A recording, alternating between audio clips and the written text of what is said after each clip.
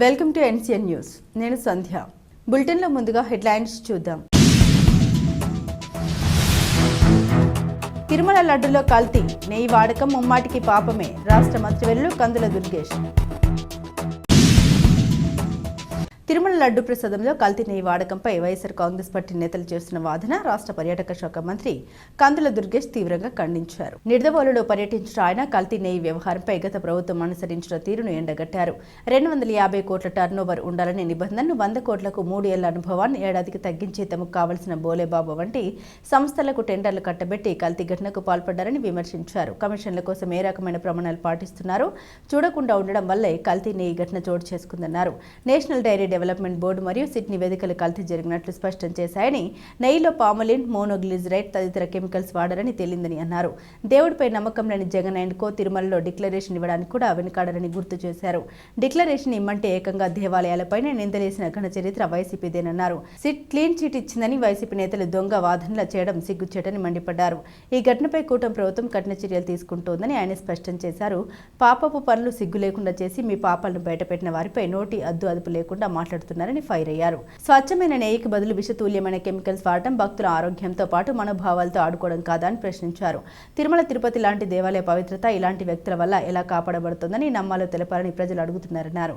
ఈ అంశంపై ప్రభుత్వం కఠిన చర్యలు తీసుకుంటుందని మంత్రి దుర్గేష్ తెలిపారు.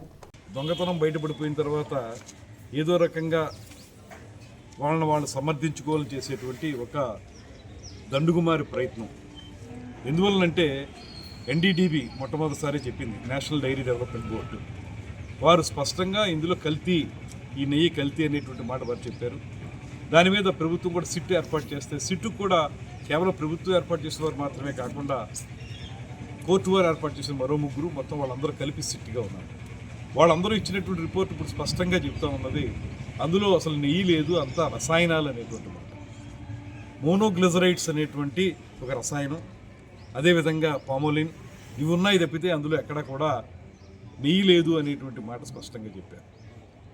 బోలేబాబా కంపెనీకి ఏమి అర్హత ఉందని మీరు ఆ రోజున అప్పచెప్పారు.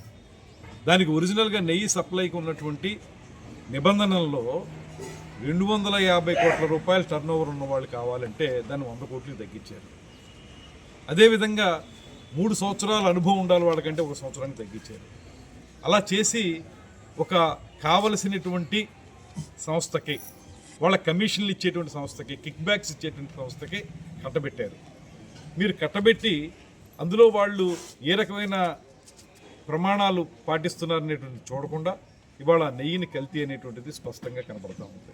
అందులో వారు చెప్పినటువంటి రిపోర్ట్లో కూడా, సిట్ రిపోర్ట్లో కూడా ఇవాళ స్పష్టంగా తెలిసింది ఏంటంటే పూర్తిగా అది కల్తీ నెయ్యి, దానికి సంబంధించినటువంటి రసాయనాలతో తయారైనటువంటి నెయ్యి అనేటువంటి మాట అందులో స్పష్టంగా చెప్పబడింది. మనం ఏదో దొంగతనం చేసి ఆ దొంగతనంలో ఒక వ్యక్తికి శిక్ష పడింది అనుకోండి, అతను దొంగతనం చేసినప్పుడు అక్కడ ఉన్నటువంటి మేకని, ఆవుల్ని ఎత్తుపోయాడు అనేటువంటి కేసు పెట్టి అతన్ని కోర్టులో ఆ రకమైన కేసు మీద విచారణ జరుగుతున్నప్పుడు ఆ విచారణలో ఇంకా తెలిసింది ఏంటంటే కేవలం కోళ్ళు, మేకలు, ఆవులు మాత్రమే కాదు, బంగారం కూడా ఎత్తుపోయాడు, బంగారం క్యాష్ కూడా ఎత్తుపోయాడు అని అంటే కోర్టు అప్పుడు బంగారం క్యాష్ ఎత్తుపోయాడు అంత అనేటువంటి మాట చెప్పినప్పుడు ఆ దొంగ ఏమంటున్నాడంటే, నా మీద పెట్టిన కేసు కోళ్ళు, మేకలు ఎత్తుపోయారని పెట్టారు, ఇప్పుడు బంగారం క్యాష్ పోయిందని పెట్టారు కాబట్టి నేను అసలు దొంగతనం చేసినట్టే కాదు. ఎందుకంటే పెట్టిన కేసు ఏమో కోళ్ళు, మేకల మీద, అయితే అక్కడ తేలింది ఏంటంటే బంగారం, క్యాష్ కూడా పట్టుకుపోయాడని. బంగారం, క్యాష్ పట్టుకుపోయాడు అనేది ప్రధానమైనది కాబట్టి నా మీద పెట్టిన కేసే కాదు అనేటువంటి వాదన ఏదైతే ఉందో దొంగ చేస్తాడో అలాంటి వాదన ఇవాళ జగన్ అండ్ కో చేసేటువంటి వాదన. ఈ వాదనను ఎవరు సమర్థించరు. ఇవాళ వారికి సిగ్గుమాలిన పని ఏంటంటే ఇవాళ వారందరూ కూడా రోడ్ల మీదకి వచ్చి కల్తీ జరగలేదని చెప్పడం. మీరు అసలు ఈ వెంకటేశ్వర స్వామి మీద నమ్మకం లేనటువంటి వ్యక్తులు ఏ రకంగా సంతకం పెట్టమంటే ఆ రోజు నేను సంతకం పెట్టనని చెప్పినటువంటి ఆనాటి ముఖ్యమంత్రి, అటువంటి వారి నేతృత్వంలో తిరుమల తిరుపతి యొక్క పవిత్రత ఏ రకంగా కాపాడబడుతుందన్న ప్రజలు నమ్ముతారు. పూర్తి స్థాయిలో అందులో కల్తీ ఉందనేటువంటి మాట సిట్ చెప్పింది.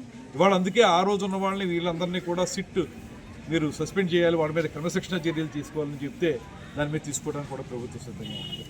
స్పష్టంగా అది కల్తీ నెయ్యి, మోనోగ్లిజరైడ్స్ అనేటువంటివి ఉన్నాయి, లేకపోతే ఫార్మోలిన్ ఉంది, లేకపోతే ఇతరత్ర రసాయనాలు ఉన్నాయంటే అది ప్రజల ఆరోగ్యానికి చాలా హాని. అటువంటి కల్తీతోటి అసలు అందులో నెయ్యే లేదు, మొత్తం రసాయనాల ద్వారా ఒక ద్రవ పదార్థాన్ని తయారు చేసి దాన్ని నెయ్యి అంటున్నారు అనేటువంటిది సిట్ చెప్తున్నటువంటి మాట. అంతేగాని ఇందులో కల్తీ లేదనేటువంటిది ఎక్కడ కూడా సిట్ క్లీన్ చిట్ ఇవ్వలేదే. ఇవాళ ప్రభుత్వం కూడా దాని మీద తీవ్రంగా దృష్టి పెట్టింది.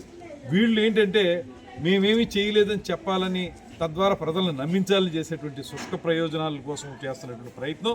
ఇది ప్రజలు నమ్మరు. 100% అందులో కల్తీ ఉంది, పూర్తి స్థాయి కల్తీ ఉంది, అసలు నెయ్యే లేదనేటువంటి మాట స్పష్టమైంది. దీని మీద ప్రభుత్వం ఖచ్చితమైన చర్యలు తీసుకుంటుంది.